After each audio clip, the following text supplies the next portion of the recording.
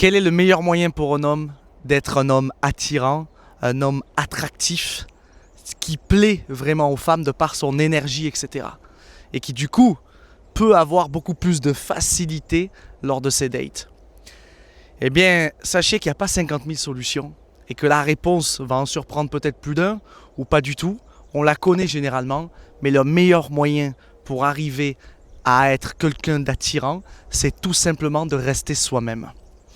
Et pour argumenter mon propos, je vais vous donner un exemple qu'on a tous connu au moins une fois dans notre vie. On a tous fait, je pense, une soirée avec des amis, etc. Et dans ce lot d'amis, il y avait un gars qu'on n'avait jamais rencontré.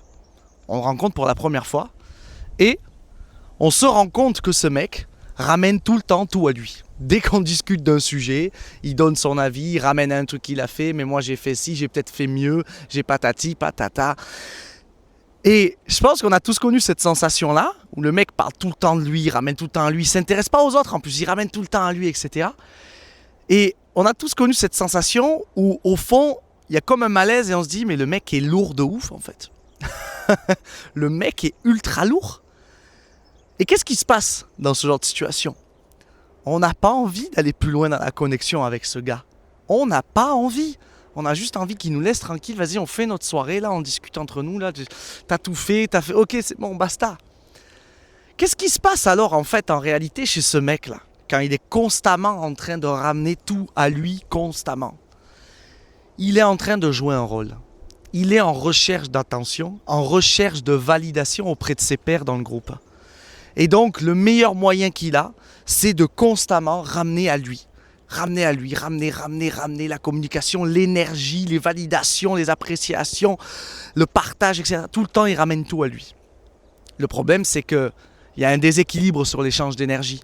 Il reçoit, il prend beaucoup en plus, mais il donne rien. Et du coup, au bout d'un moment, les gens autour de lui se disent « Mais c'est bon, il est lourd le mec là, c'est chiant en fait ». On voit qu'il joue un rôle, il fait le mec, mais on sent bien qu'il y a un malaise, il y a une insécurité, il y a un manque d'estime de soi là-dedans. Là. Eh bien, vous voyez ça. C'est exactement ce qu'il se passe si vous jouez un rôle auprès d'une femme. Si vous jouez un rôle, vous portez un masque. Plus vous allez chercher l'attention d'une femme, plus vous allez jouer un rôle, et plus vous allez dégager une énergie de manque, une énergie de j'ai besoin d'être validé, j'ai besoin que tu me reconnaisses en tant qu'homme, j'ai besoin de me sentir important auprès de toi, j'ai besoin de me sentir beau, d'avoir cette attention, etc. Et qu'est-ce qui se passe quand on est dans cette recherche constante là de validation auprès du sexe opposé? On devient un gars lourd en fait. On devient un gars lourd. Dans le meilleur des cas, on finira peut-être par être un ami dans la friend zone, mais on est un mec lourd. Et je pense qu'on a tous connu ça aussi, cette nana qui a un ami mec qui est un peu lourd aussi là. C'est l'ami mec hétéro, mais tu sais, qui essaye de se la brancher, mais il n'y arrive pas. Donc il est ami, mais il est tout le temps un peu lourd des fois, maladroit dans sa manière là d'essayer d'être validé là par cette fille, etc. Et toi, tu es là au milieu, tu sens qu'il y a un truc à faire avec cette nana, tu dates, tu sais que ça peut se faire, mais le gars, il est là, et généralement, si tu te mets vraiment avec, en plus, elle est plus trop amie avec lui, ou alors c'est compliqué. Bon, bref, là, on parle dans des exemples, mais tout ça pour dire que jouer un rôle, ça se sent. La communication non verbale, c'est 93% de la communication, les gars. Et ça se sent, on le sent. Si en plus tu es conscient, tu es très conscient, tu as développé ta conscience, etc. sur beaucoup de choses, tu l'analyses et tu le vois encore plus. Personne aime être en face de quelqu'un qui joue un rôle. Personne n'aime cultiver une relation où l'autre en face est en train de jouer un rôle, n'est pas sincère, n'est pas vrai. Ça se sent, c'est pas plaisant. Et je pense qu'aujourd'hui, vous pouvez vous poser la question, vous n'appréciez pas également quand vous êtes face à quelqu'un de faux. On n'apprécie pas quand on est face à une nana et qu'on voit qu'elle est en train de jouer un rôle, en train de se donner un genre, de vouloir faire la meuf un peu... Ouais, moi ci, moi ça, moi machin, j'ai ci, j'ai... En fait, voilà. C'est fatigant. Parce que on a un côté accusateur et puis c'est dérangeant, on voit que la personne elle joue un rôle et au fond on connaît la vérité et c'est pas plaisant. Eh bien c'est exactement ça qui se passe si vous jouez un rôle avec les femmes. c'est exactement ce qui va se passer. Elles vont le sentir. C'est pour ça que le plus important, c'est de rester soi-même. Pareillement à la situation avec le gars un peu relou, on a tous rencontré un jour un mec qui était vraiment lui-même, qui n'avait pas de gêne, il s'en foutait en fait. Il est 100% lui-même. Et ce gars-là, il n'a même pas besoin d'être beau physiquement, de correspondre à des standards de beauté élevés, entre guillemets. Il dégage une énergie de confiance. Il est 100% lui-même. Il n'a pas de mal à aller draguer, il n'a pas de mal à avoir des dates, etc., à être demandé, parce qu'en fait, il ne demande pas. Il ne recherche pas ça. Et tant bien même qu'il cherche, il est détaché du résultat, il est détaché de savoir si ça va fonctionner ou pas, il reste lui-même. Donc, dans 90% des cas, ça fonctionne. Et c'est le meilleur conseil qu'on peut avoir aujourd'hui si vous voulez apprendre et vous voulez surtout plaire aux femmes, restez vous-même. En ce moment, j'accompagne une femme qui vit beaucoup de difficultés par rapport à ça et qui n'arrive pas à rester elle-même. Elle se force à jouer un rôle, etc.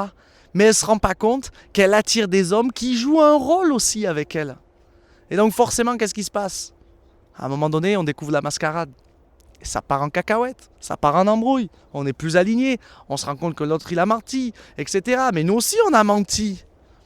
On est tous dans le même bateau. Plus j'arrive à rester moi-même, plus je dégage une énergie alignée, une vibration. Je vibre quelque chose d'aligné, de sain. Et ça se ressent. Ça, l'autre va le ressentir. Et on n'est que vibration. Et lorsque je vibre cette énergie-là, l'autre le ressent. Il y a un espace de détente qui se crée. La personne en face, votre date, elle va pouvoir se détendre aussi. Elle va pouvoir être elle-même, si elle en a l'envie, évidemment. Et là, il y a comme une fluidité qui se crée dans la relation. Et ça, c'est très, très, très, très bon. Ça sent très, très bon.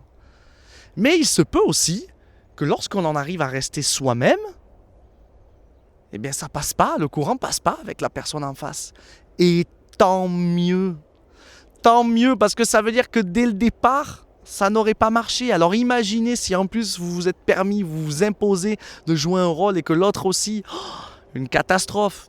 C'est un peu ce qu'on voit dans au moins, je dirais, 60-70% des couples aujourd'hui, qui sont dans un jeu de rôle dès le départ. Et après, ils découvrent des dingueries sur l'un, sur l'autre. Ils se rendent compte qu'en fait, ils ne sont pas du tout alignés. Alors, ils pètent les plombs un jour, quand il y a des vrais engagements qui se mettent en place, comme le mariage, un enfant, l'achat d'une maison. Et du jour au lendemain, ils balayent tout sur la relation parce qu'ils se rendent compte qu'en fait, ils n'ont pas cultivé la vie qu'ils voulaient. On peut s'éviter tous ces problèmes-là juste en étant soi-même. Maintenant, la question qu'il faut se poser, si vous avez vraiment du mal à être vous-même sur des dates, déjà, c'est de savoir un peu, mais qu'est-ce que je fais là quand j'essaye quand j'arrive pas à être moi-même là, face à une femme là? Qu'est-ce que je fais un peu là? Quel rôle je me donne un peu? Quel genre je me donne là? Est-ce que j'essaye de faire le mec un peu sérieux? Alors, je suis quelqu'un à la base qui est drôle et plein de conneries. Qu'est-ce qui vous arrive? Moi, je sais que par exemple, je suis souvent en train de faire le couillon, de rigoler, etc. Je suis détendu, je rigole, je fais des blagues, je m'en fous, je suis moi-même. Et si je commence à être dans un jeu de rôle, je suis plus dans cet état-là. Je suis plus dans un état où j'ai un besoin de validation. Tu sais, tu fais un peu le mec, un peu sérieux, un peu... Mais non, c'est pas moi ça. C'est pas moi ça. Et je veux plus ça. Je veux rester moi-même. C'est pas un date, c'est un entretien d'embauche qu'on est en train de faire. C'est quoi cette histoire-là? Donc, plus tu arrives à être toi-même, plus tu t'alignes, plus tu attires les bonnes personnes pour toi, plus tu fais le tri aussi. Parce que ça t'évite les personnes un peu mauvaises. Mais pour y arriver, il faut se poser les bonnes questions. De quoi j'ai peur pour moi? Qu'est-ce qui me dérange si je me permets d'être 100% moi-même? Et souvent, les gens ils me disent, en fait, j'ai peur que le date ne soit pas positif, il ne soit pas concluant. Mais en fait, qu'il ne soit pas concluant, tant mieux. Tant mieux qu'il ne soit pas concluant si tu es toi-même. Parce que ça veut dire qu'en fait, tu n'as rien à faire avec cette personne-là. Tout simplement. Peut-être que toi, tu as été toi-même et l'autre personne, elle n'est pas arrivée, ça l'a mis en réaction. Basta. Peut-être que la personne en face de toi, elle était toi-même, mais toi, tu as joué un rôle et elle a vu que ça l'a pas fait. Ok, bon, la prochaine fois, j'essaierai de rester moi-même. Mais dans tous les cas, il est essentiel d'arriver à rester soi-même. et de dompter cette partie qui va absolument plaire, qui va le vivre comme un échec cuisant, comme si c'était la fin du monde parce que j'ai daté 2 nanas, oh là là, en 1 semaine et ces 2-là, ça n'a pas été concluant. Ben ouais, peut-être parce que tu as joué un rôle de fou. Et du coup, en jouant un rôle de fou aussi, tu es attiré par des personnes qui jouent un rôle aussi. Et donc, vous n'êtes pas en train de chercher quelqu'un pour partager votre vie. Vous êtes en train de chercher une validation, une reconnaissance. Mais l'énergie, elle n'est pas mise au bon endroit. Est-ce que tu es là pour trouver quelqu'un avec qui tu veux partager ta vie, tu veux construire, ou est-ce que tu veux juste nourrir ton ego? Si tu veux juste nourrir ton ego, reste dans un jeu de rôle avec les femmes. Reste dans un jeu de rôle, garde ton masque lorsque tu dates. C'est très bien, tu vas nourrir ton ego, tu vas arriver à satisfaire certaines personnes. Et encore, parce que bien souvent, on capte la supercherie et c'est pas positif. Et généralement, en plus, les femmes ont tendance à être beaucoup plus elles-mêmes comparées aux hommes. C'est ça qui est assez drôle.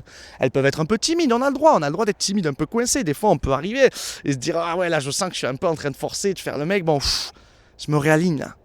Je reste moi-même. » C'est quoi le pire qui peut arriver si je reste moi-même?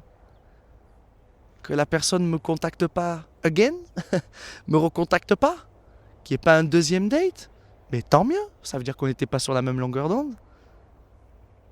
Et au mieux, qu'est-ce qui se passe? J'ai une très bonne connexion avec la personne, et là, je suis en train de construire vraiment une relation saine. Rester soi-même, que ce soit vis-à-vis des gens ou dans la vie en général, c'est l'une des plus grandes clés du bonheur. Il vaut mieux être détesté pour qui l'on est que aimé pour qui l'on n'est pas. Laissez-moi un commentaire si cet épisode vous parle, si vous aussi vous avez du mal à être parfois vous-même. Suivez-moi sur mon Instagram Adrien Harmonie. N'hésitez pas si vous avez des questions ou des partages, j'y répondrai avec plaisir comme d'habitude. Et je vous dis à la semaine prochaine pour un nouvel épisode. Bye bye.